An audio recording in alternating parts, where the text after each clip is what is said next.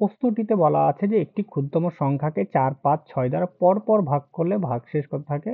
2, 3, 4 থাকে। তাহলে সংখ্যাটি কত? ক্ষুদ্রতম সংখ্যাটি কত? তাহলে পরপর ভাগ করার কথা। পরপর ভাগ করার কথা মানে কি? পরপর ভাগ করার কথা, ধরো এরকম ভাগ করছে। ধরো এরকম ১ম এ ৪ দিয়ে যা আছে এটাকে ভাগ করছে। ভাগ করার পর যা ওটাকে আবার ৫ দিয়ে ভাগ করছে। আবার ওটাকে ভাগ করার পর আবার কত দিয়ে ওটাকে ৬ দিয়ে ভাগ করছে। ৬ দিয়ে ভাগ করে লাস্টে এরকম ভাগফল কত দাঁড়াইছে বলছে যে ৪ দাঁড়াইছে। তাহলে এই যে সংখ্যাটা n নামক সংখ্যা, এই n সংখ্যাটা কত সেটা আমাদেরকে বার করতে বলছে। তো আমরা বার করার জন্য সিম্পলি ভাববো, ১ম ভাববো এখানে লাস্ট শেষের দিক থেকে আগাই। শেষের দিক থেকে আগে আমরা এদিক থেকে আগাই পিছনের দিকে যাবো। তাই না? এবার কি করে যাবো? ১ম ধরো এখানে সংখ্যাটা ১ আছে। মানে ন্যূনতম সংখ্যা কত হতো? যদি ১ ধরো তাহলে ৬ ইন্টু ১ যোগ ৪।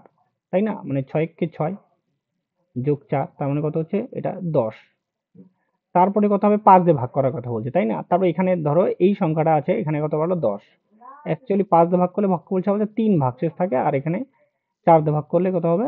২ ভাগশেষ থাকবে। এটা খেয়াল রাখবে। তার মানে আমাদের সংখ্যাটা কি হবে? তাহলে ১০ ইন্টু কত করবো আমরা? ১০ ইন্টু ৫, আর ভাগশেষ কত থাকার কথা বলছে? ৩। তার জন্য এখানে যোগ করে দিব ৩। তাহলে এটা আমাদের হয়ে যাবে ৫৩। তাহলে পরের সংখ্যাটা হবে, পরের সংখ্যাটা আবার এখানে কত? ২ আছে, ৪ দিয়ে ভাগ করার কথা বলছে।